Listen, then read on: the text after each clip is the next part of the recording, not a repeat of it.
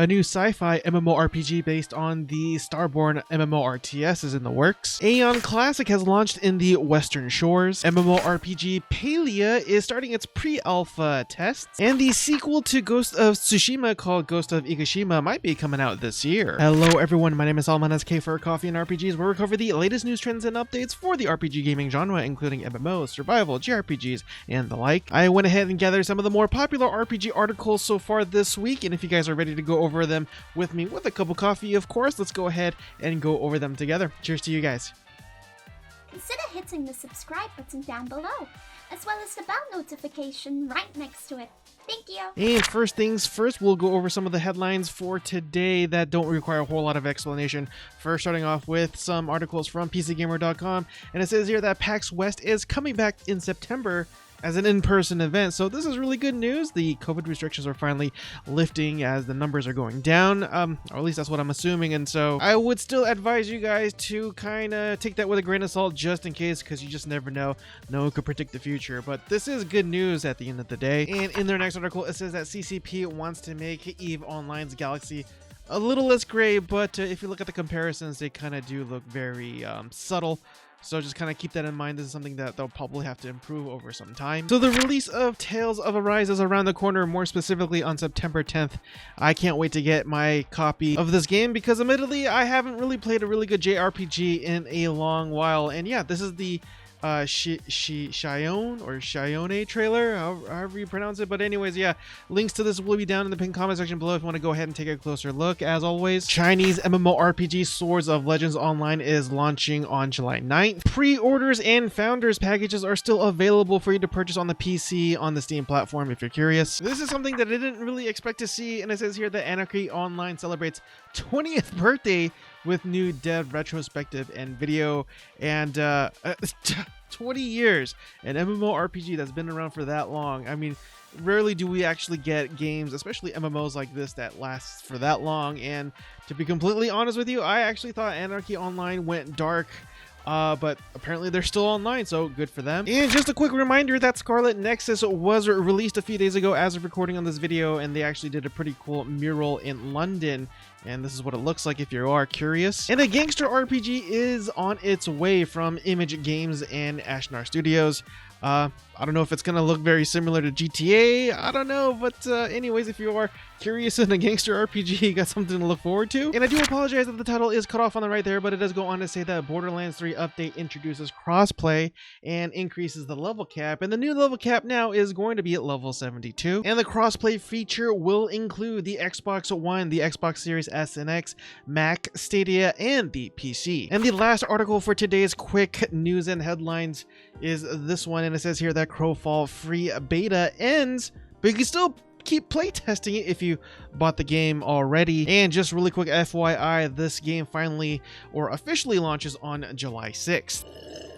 And moving on to some of the main news that we have so far this week, the first article here says that the Steam Summer Sale has begun, and I could probably have covered this in the quick news, but I actually did wanted to go over a few of the things that they actually do have on Steam at this moment, so definitely get your wallets ready, obviously. So what's really cool is that if you open up the Steam application or software or whatever you want to call it, they actually do have one dedicated to RPGs, which definitely is my cup of tea, but they also have sci-fi, open world, and a bunch of other ones that's cut off there, so I do apologize, but we'll go ahead and click on RPG for now. So we have games like Star Wars Jedi Fallen Order for $16, you got Borderlands for $10, you have the Trails of the Sky is $10, and the Trail series is actually going to be something that we'll be covering later on in today's video. We've got the Witcher series and a bunch of other wonderful RPGs down here. Black Desert is $1 if you want to play that MMORPG, but be warned, it's definitely not for everybody.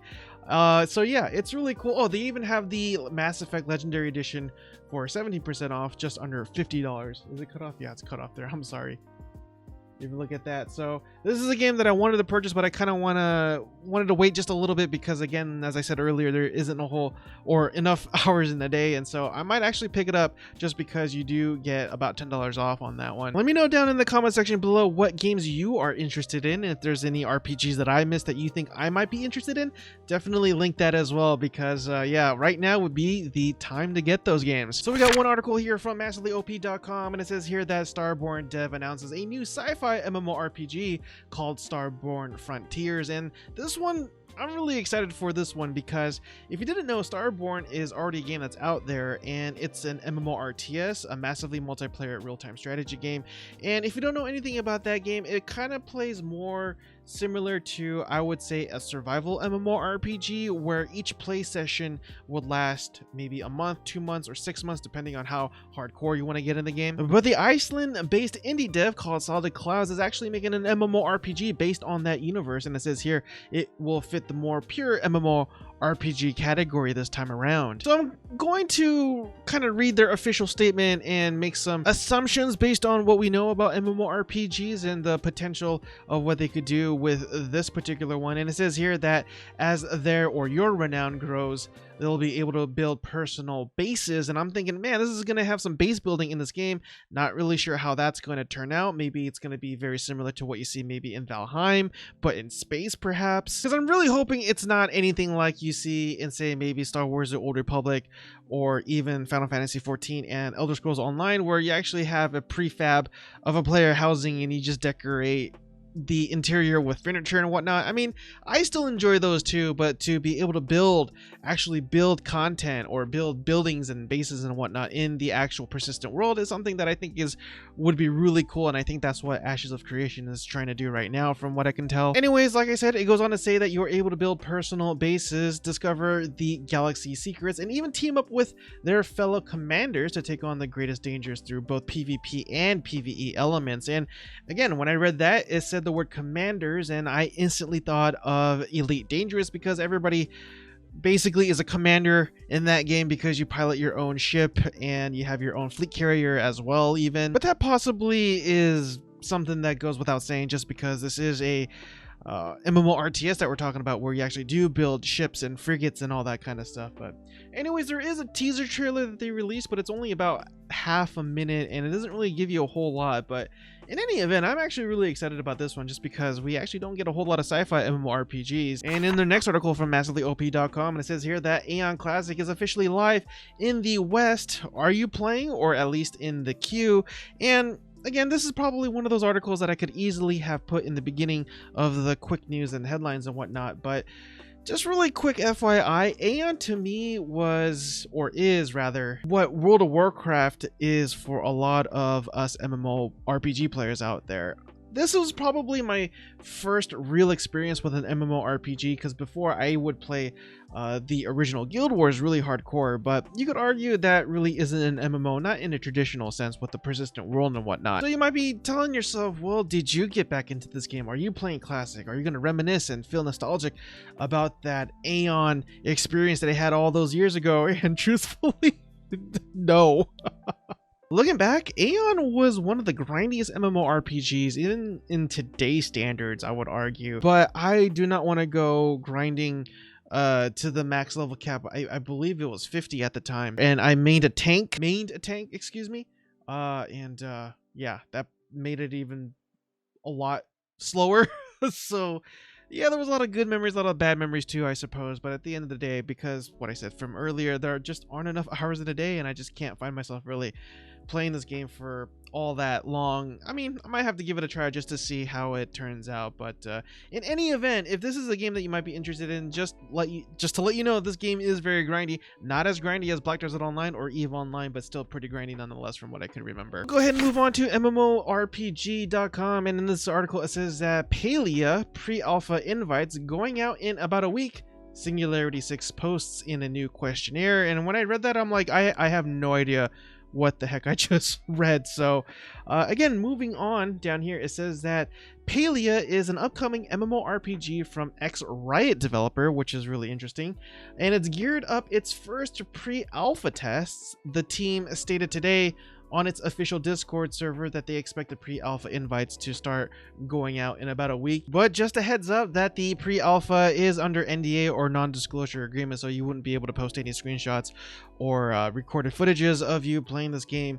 But what really caught my eye, what made me really interested in this game, is that basically that they envision this game to be a mix of Stardew Valley and Animal Crossing. And you know, after watching the trailer, which I do have playing above me as always, yeah, that sounds really fun, to be honest with you, to be able to build your own sort of house and your own farm. And yeah, you know, it kind of is definitely something very different from a lot of MMORPGs out there, as this one doesn't seem to be really focusing on violence, rather building and farming. And I really like it when companies does something new, do something a little different, go against the grain, take chances and whatnot. And to me, in my opinion, especially with MMORPGs, this is definitely going in another direction that really hasn't been gone before. At least, yeah, I'm trying to think of other MMORPGs that may be similar to this, and nothing comes to mind. But yeah, let me know down in the comment section below if I'm missing something, because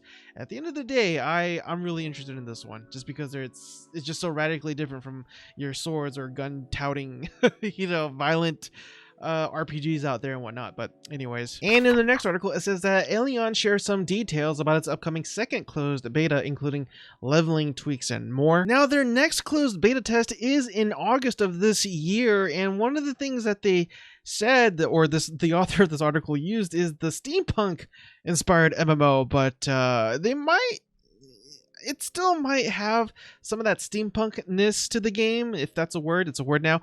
But after Krafton gave Bluehole Studios the development of the game, it just kind of looks like Terra and less of a steampunk MMORPG, which I'm kind of disappointed in. But will I give this game a try? Absolutely, of course. It's still a pretty awesome looking MMORPG from what I can tell, but I just really wish they kept some of that steampunk aesthetics and elements to really make it stand out from all the other MMORPGs out there and make it look less like Terra, in my opinion. But anyways, in terms of the leveling, it says that Elyon team states that leveling should be faster at level 40, with total experience gain increasing around 15%, which is always good because let's face it, a lot of us don't like grinding, especially when it comes to Korean MMORPGs. And it goes on to say that one of the complaints from last closed beta test is that there wasn't any cash shop items or anything of that sort, but they are working on making that available this time around, and the team is also promising that they are working on improvements to make Elyon more suitable for Western markets. These include improving the server infrastructure and game service platform, as well as making some developmental changes that will differ from the live Korean version. And what that difference is, or what those differences are, I'm not exactly sure.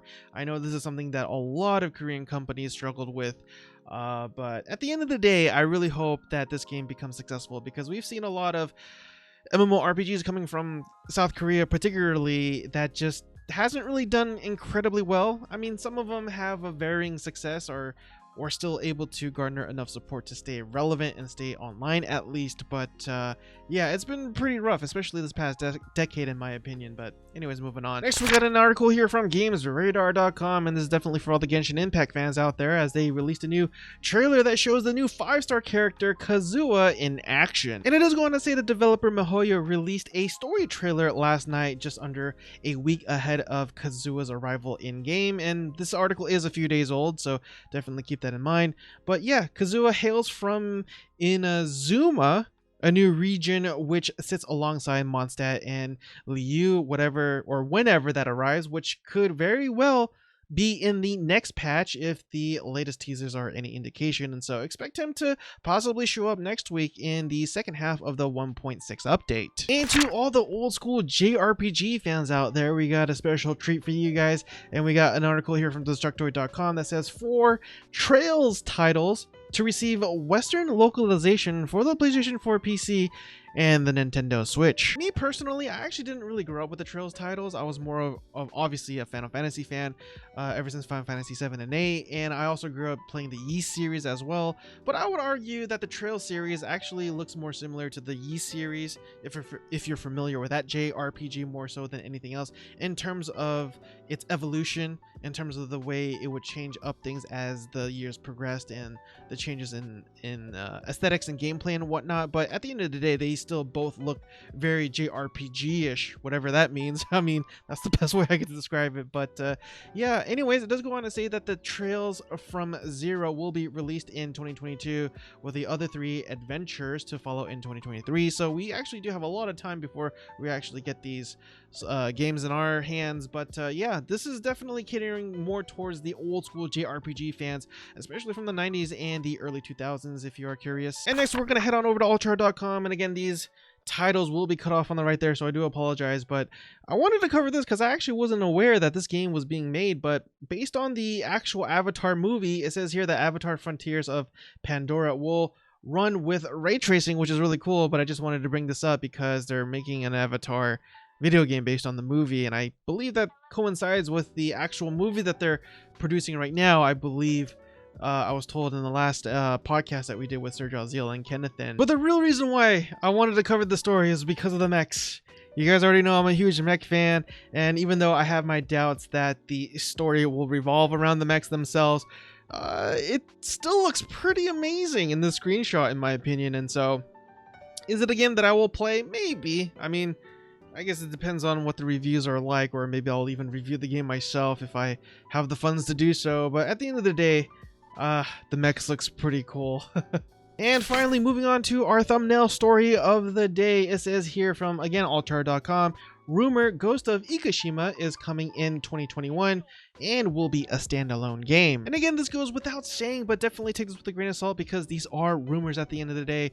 But it does go on to say that according to the latest rumors, Sucker Punch Productions may be working on a Ghost of Tsushima sequel named Ghost of Ikishima. The game is reportedly targeting a 2021 release, which is this year, which is really crazy fast, and that this will be a smaller title, not a fully fledged sequel. So we will be getting a sequel, hopefully, if the rumors are correct. But this is probably going to be maybe a $30 game, maybe a $40 game, not a full price tag of $60 or even $70 these days. But to be honest with you, I'm hoping that this game will finally be coming over to the PC, as I don't have a console and this is a console exclusive. So again, this is a beautiful looking game. I've seen people stream it and I can't wait to get my hands on a copy.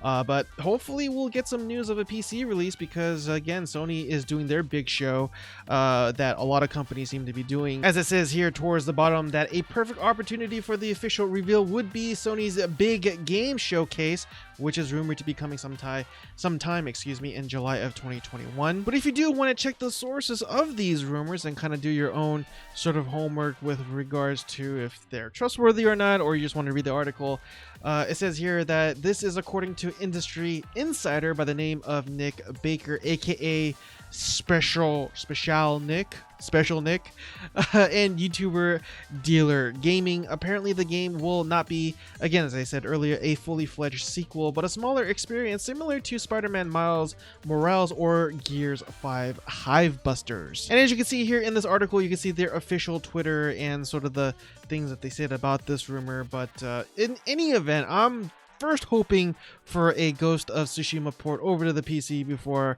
I get excited about this particular rumor and whatnot. But anyways, there you have it. I really do appreciate it if you made it with me so far, because the watch time does help with the algorithms, with the videos and whatnot. But anyways, everyone, I will stop blabbing. I'll finally let you guys go. Hope you guys have a blessed night, and I will see you guys next time. Cheers again, everyone.